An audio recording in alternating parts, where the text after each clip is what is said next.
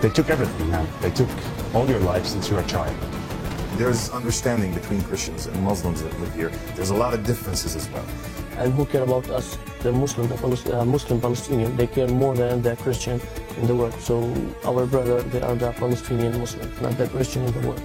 My name is Sandy Kumsiya. I'm a Christian Palestinian. We are here in Bethlehem. It's really sad here. We have a problem with the government and the rules they set. Freedom of movement, freedom of speech, just freedom in general. We don't have it. Basically, you're not allowed to breathe unless you take their permission. They control how much water we get. So we get the water like 1 day in the month. So this is a big problem. No one know about that and no one care about that. Konflik Israel-Palestina yang menyita perhatian masyarakat dunia hingga saat ini terus berlanjut. Deklarasi Balfour adalah sebagai pemicu awal mula konflik Israel-Palestina. Turki Utsmani menguasai Palestina begitu lama harus memberikan wilayah kekuasaannya kepada Inggris pada tahun 1917 dikarenakan keruntuhan Turki Utsmani itu sendiri. Hal tersebut merupakan hal yang menguntungkan bagi kaum Yahudi yang menginginkan wilayah Palestina sebagai national home yang bernama Israel. Terbukti dengan adanya deklarasi Balfour di Inggris yang resmi dideklarasikan pada tanggal 2 November 1917 menjanjikan kaum Yahudi untuk dapat mendirikan tanah air di Palestina. Sebelum kita lanjut, jangan lupa untuk dukung channel ini dengan cara like, subscribe apabila belum pernah, juga tekan tanda loncengnya, dan share ke Nusantara lain apabila sotonya ini berfaedah. Tanpa banyak-banyak lagi mukadimah, mari kita lanjut. Kawasan Timur Tengah dikenal dengan kawasan yang kaya akan minyak bumi. Kawasan ini merupakan daerah munculnya agama Samawi, Yahudi, Kristen, dan Islam. Dan bisa dikatakan, Timur Tengah merupakan daerah suci bagi ketiga agama tersebut. Wilayah Palestina merupakan bagian wilayah dari dinasti Utsmaniyah atau Ottoman, Turki. Wilayah ini disebut dengan Filastin atau Al-Ard Al-Muqaddasah yang berarti tanah yang suci, di mana masyarakat hidup rukun dan damai tanpa adanya konflik. Orang Palestina adalah keturunan orang Filistin dan Kan'an. Orang-orang ini telah mendiami daerah tersebut selama kurang lebih 40 abad dan telah bercampur dengan orang-orang keturunan Yunani, Romawi, Arab, Mongolia, dan Turki. Sebagian besar dari mereka menganut agama Islam dan Kristen. Banyak para imigran Yahudi yang berdatangan ke wilayah Palestina untuk menetap dan membuat tempat tinggal di daerah tersebut. Hal ini dikarenakan sebagai wujud amanat dari pemimpin Zionisme, yaitu Theodor Herzl. Para imigran Yahudi yang datang ke Palestina berasal dari Jerman, Rusia, Bulgaria, Yugoslavia, Aden, serta negara-negara di Afrika. Bangsa tersebut telah diberi janji oleh pemerintah Inggris untuk dapat membentuk pemerintahan yang berdiri sendiri. Hal tersebut menimbulkan perselisihan atas deklarasi Balfour.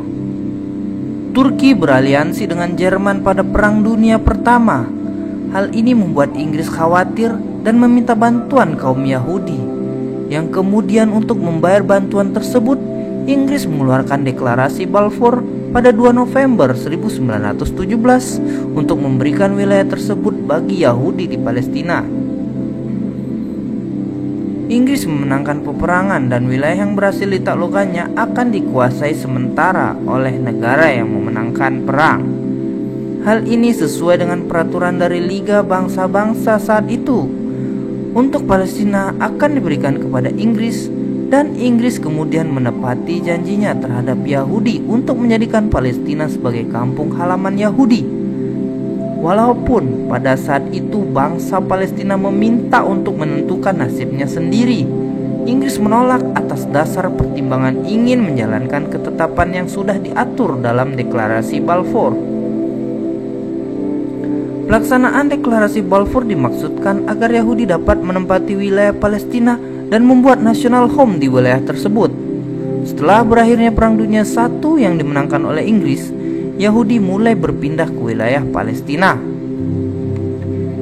Perpindahan tersebut dirasa begitu meningkat, bahkan setiap tahunnya. Hal ini menimbulkan kecaman dari bangsa Palestina. Berbagai upaya dilakukan bangsa Palestina berbondong-bondong untuk membuat pemukiman di wilayah tersebut. Sempat pemerintah Inggris bertindak untuk membuat rancangan pemisahan wilayah Palestina dengan Israel. Namun, hal tersebut ditolak oleh bangsa Palestina dikarenakan bangsa Palestina tetap menginginkan wilayah Palestina keseluruhan kembali menjadi milik bangsa Palestina. Deklarasi Balfour yang diambil dari nama seseorang yang menulisnya, yaitu Sekretaris Jenderal Luar Negeri Lord Balfour kepada Lord Lionel Rothschild yang merupakan kepala kehormatan Federasi Zionis di Inggris dan Irlandia. Pemerintahan Inggris secara positif menyetujui dengan adanya pendirian tanah air bagi orang Yahudi di wilayah Palestina dan akan berusaha untuk memudahkan tercapainya usaha tersebut. Deklarasi Balfour dilatar belakangi dengan permintaan seorang Yahudi Inggris bernama Chaim Weizmann. Ia merupakan seorang Yahudi Inggris yang berjasa dalam membuat formula senjata untuk membantu memenangkan peperangan. Atas jasanya, Weizmann mendapat hadiah dari Perdana Menteri Inggris David Lloyd George, di mana Weizmann menginginkan sebuah wilayah bagi Yahudi. David Lloyd George merasa mampu untuk memenuhi permintaan Weizmann dan memberikan wilayah Uganda di Afrika untuk umat Yahudi. Namun, Weizmann menolak dan menginginkan sebuah wilayah Palestina sebagai rumah bagi umat Yahudi. Hal ini dikarenakan sebelumnya ada perjanjian Sykes-Picot yang membuat Palestina menjadi milik Inggris atas kekalahan Turki Utsmani, sehingga membuat Chaim Weizmann meminta hal tersebut yang akhirnya diterima oleh David L. George. Pembentukan negara Israel.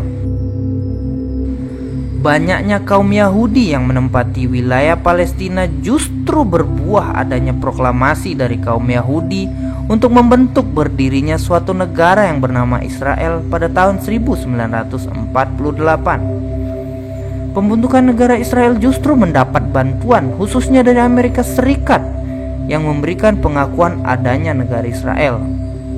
Hal tersebut semakin menguatkan posisi Israel di tanah Palestina dan membuat bangsa yang mendiami wilayah Palestina terus berjuang agar mendapatkan pengakuan wilayah tersebut. Tahap pertama, pembelian tanah yang dimiliki oleh orang asli di Palestina secara besar-besaran guna membangun rumah-rumah bagi kaum Yahudi. Cara kedua, dengan melakukan teror terhadap kaum Yahudi di Eropa untuk memaksa mereka pindah ke Palestina.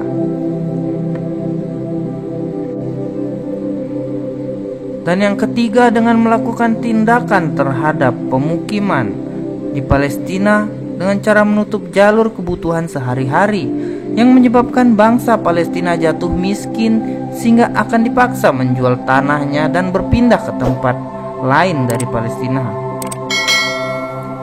Pembelian tanah oleh kaum Yahudi di wilayah Palestina membuat bangsa Palestina resah dan tidak menyukai hal tersebut, karena mereka yakin jika penguasaan Yahudi di Palestina nantinya akan terus bertambah dan justru akan mengganggu keamanan bagi bangsa Palestina itu sendiri.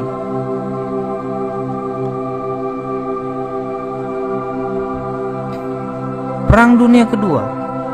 Setelah berakhirnya Perang Dunia Kedua, Inggris secara resmi melepaskan wilayah Palestina dan menyerahkan mandat kepada Perserikatan Bangsa-Bangsa untuk ditangani masalah persoalan Israel-Palestina atas perebutan wilayah. Berbagai upaya telah dilakukan oleh Perserikatan Bangsa-Bangsa untuk mengatasi permasalahan kedua bangsa tersebut. Namun, segala upaya yang telah dilakukan tidak juga membuahkan hasil. Di samping itu, Presiden Amerika Harry S. Truman sangat mendukung rencana Yahudi untuk mendirikan negara di Palestina. Dukungan ini membuat Yahudi semakin leluasa melakukan imigrasi yang memang terus berlanjut sejak awal. Dalam jangka waktu 1940 hingga 1948, mereka telah berhasil membuat pemukiman baru di Palestina. Sejak saat itu, perang mulai pecah di Palestina antara bangsa Palestina dan Yahudi. Keunggulan Yahudi yakni adanya bantuan dari negara asing seperti Amerika Serikat. Sementara bangsa Palestina cenderung kekurangan persenjataan. Perang sempat usai dengan kemenangan dari pihak Yahudi. Pihak Yahudi berhasil menguasai hingga 78% wilayah Palestina selama perang pada tahun 1948. Banyak sekali bangsa Palestina yang ditelantarkan, diusir dari negaranya. Bahkan Yahudi Israel telah melakukan pembantaian terhadap warga Palestina. Puncaknya terjadi pada tanggal 14 Mei 1948, di mana sebuah negara baru berdiri dan memproklamasikan diri, yaitu negara Israel. Hingga saat ini pula konflik antara kedua bangsa ini, yaitu Yahudi dan bangsa Palestina, masih terus terjadi. Bahkan korban jiwa yang disebabkan konflik pun masih terus ada. Tidak hanya umat Islam, tetapi juga umat Kristen menjadi korban kejaman Zionis Yahudi di Palestina. Masyarakat dunia lebih banyak yang mengabaikan kepedihan bangsa Palestina. Tetapi tetap ada organisasi yang berusaha meringankan beban dengan memberikan bantuan kemanusiaan, seperti yang dilakukan aksi solidaritas dan bantuan lainnya yang dikirimkan kepada korban perang di Palestina.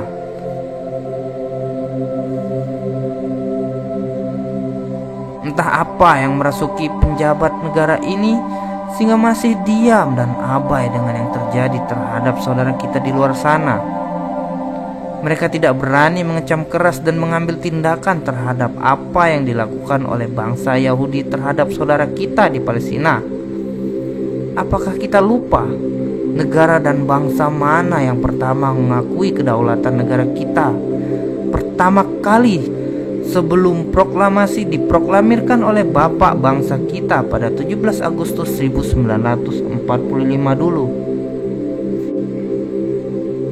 Demikianlah sejarah awal mula mengapa Yahudi bisa menguasai Palestina hingga seperti sekarang, dan tindakan durjana yang mereka lakukan terhadap bangsa Palestina.